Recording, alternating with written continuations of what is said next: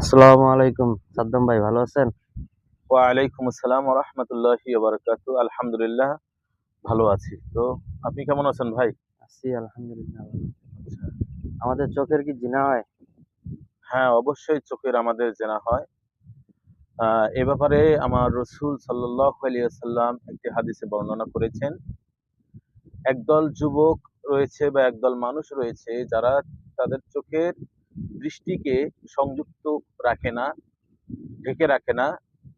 রাসূল পাক সাল্লাল্লাহু আলাইহি ওয়াসাল্লাম একদিন স্বপ্নের যুগে দেখলেন যে একদল যুবককে তাদের চোখে লোহাযুক্ত কাঠা দিয়ে চোখগুলোকে তুলানো হচ্ছে, মানে শাস্তি দেওয়া হচ্ছে। তো রাসূল পাক সাল্লাল্লাহু আলাইহি ওয়াসাল্লাম জিজ্ঞাসা করলেন যে এরা কারা? উত্তরে আমার রাসূল সাল্লাল্লাহু আলাইহি ওয়াসাল্লামকে বলা হলো যে ইয়া রাসূলুল্লাহ, এরা হচ্ছে ওই সমস্ত যুবকরা, ওই সমস্ত লোকরা যারা নিজের চোখকে হেফাজত করতে পারেনি।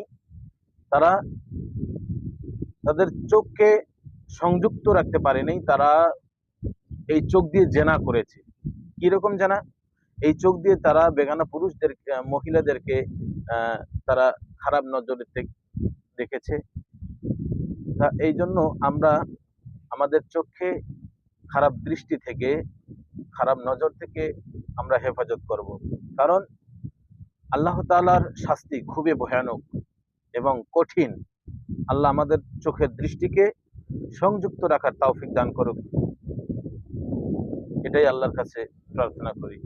সকলেই চেষ্টা করবেন আমাদের চোখকে ঢেকে রাখার জন্য, এবং